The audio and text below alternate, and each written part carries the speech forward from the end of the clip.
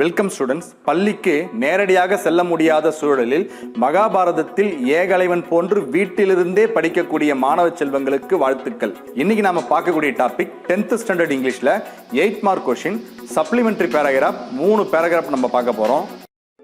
நாவில் தமிழ் நவிலும் அனைவருக்கும் வணக்கம். நான் மோகன். இது நமது கல்வி வாசல். நமது சேனலை சப்ஸ்கிரைப் செய்து ஆதரவு தாருங்கள். 10th ஸ்டாண்டர்ட் இங்கிலீஷ்ல விரைவாக கற்கும் மாணவர்கள் என்று சொல்லக்கூடிய 80 மாணவர்களுக்கான 3 பேராகிராஃப்ஸ் நம்ம இந்த வீடியோல பார்க்க போறோம். இந்த வீடியோவுக்கு கீழே இருக்கக்கூடிய டிஸ்கிரிப்ஷன் பாக்ஸ்ல இந்த 3 பேராகிராஃபுடைய PDF ஃபைல நான் கொடுத்திருக்கிறேன். வேணும்ன்றவங்க பயன்படுத்திங்க. ஃபர்ஸ்ட் பேராகிராஃப் பார்க்கலாம். யூனிட் 1 சப்ளிமெண்டரி தி டெம்பஸ்ட். இது உங்களுக்கு எக்ஸாம்ல 8 மார்க் கொஸ்டின்ல கேட்பாங்க. சப்ளிமெண்டரி பேராகிராஃப் எக்ஸாம்ல எழுதும்போது ஃபர்ஸ்ட் டாபிக் போட்டுருங்க. அதுக்கப்புறமா 3 ஸ்மால் பேராகிராஃபா எழுத போறோம். ஃபர்ஸ்ட் பேராகிராஃப் பாருங்க. Prospero was the famous Duke of Milan. People of Milan loved him very much. He had more interested in reading magic books.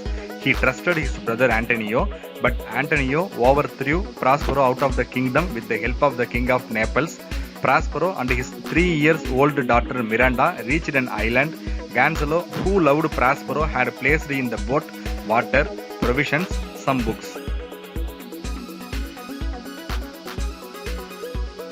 First small para படிச்சிட்டோம். Second small para பார்க்கலாம். Prospero had released many good spirits from the witch called Psychorus. Ariel was the chief of all good spirits. Prospero raised a violent storm in the sea to rid the ship of all his enemies with the help of Ariel. Ferdinand was son of the king of Naples. He was captured by Ariel and brought to Prospero. There, he met Prospero's daughter Miranda. Prospero tested him and gave a severe task to perform.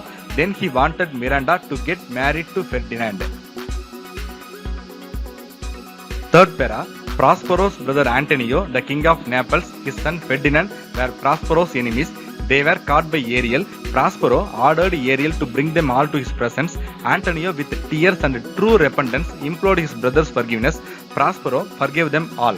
Thus, Prospero made his enemies repent to restore his dukedom. So, நம்ம 3 small para எழுதிட்டோம். லாஸ்டா moral, forgiveness and freedom. அப்போ students நீங்க புரிஞ்சுக்க வேண்டியது, ஒரு supplementary para எழுதும்பொழுது first you have to write topic, then 3 small paragraph, at last moral. இப்போ நம்ம செகண்ட் பேராகிராஃப் படிக்கலாம். யூனிட் 2 சப்ளிமெண்டரி ஜிக்ஸாக். இப்போ நம்ம செகண்ட் பேராகிராஃபும் அதே மெத்தட்ல தான் படிக்க போறோம். ஃபர்ஸ்ட் டாபிக், அதுக்கப்புறமா 3 பத்திகள் படிக்க போறோம், கடைசியா மாரல் போட போறோம். ஃபர்ஸ்ட் பத்தி பார்க்கலாம். Dr. Somu requested his cousin Dr. Krishnan to keep his bird named Zigzag.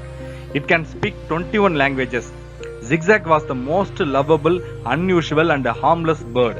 The children of Krishnan were very eager to see the bird, but Mrs. Krishnan was not happy with the arrival of the new pet. Dr. Somu sent Zigzag through Visu, his old cook. ரெண்டாவது பத்தி படிக்கலாம். Visu praised Zigzag's qualities and skills. Aravind brought some fruits and nuts to Zigzag. Zigzag picked up and deposited them on the fan. Then the bird fell asleep and started to snore. The snoring of the bird disturbed Krishnan's family and their neighbors. At the time, their servant Lakshmi switched on the fan.